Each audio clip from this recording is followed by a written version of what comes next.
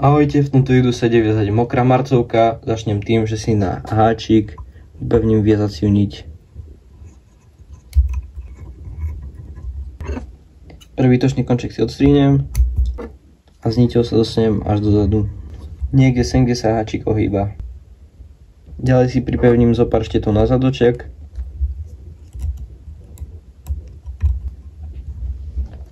Nejak takto. A takisto lametku alebo drôtik, to už je na vás. Nechajme to zatiaľ tak. A na nitku si začneme nanášať dubbing. Krúžkujeme smerom dopredu.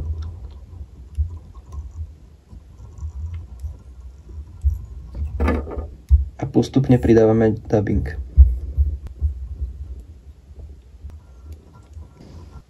Zhruba potiaľ. Ďalej si zoberieme lametku a začneme krúžkovať smerom dopredu rovnomerne.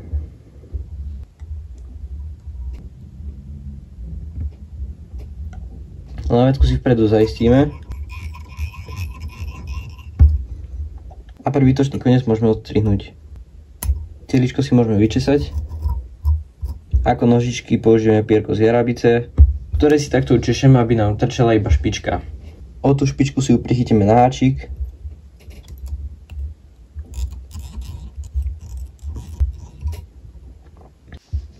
Kostrnku si zachytíme do štipca a krúžkujeme smerom dopredu. Celý čas začesávame štety dozadu, aby mali ten správny smer. Kostrnku si zachytíme, začešeme dozadu a kostrnku odstrihneme. Na hlavičke si spravíme uzlík.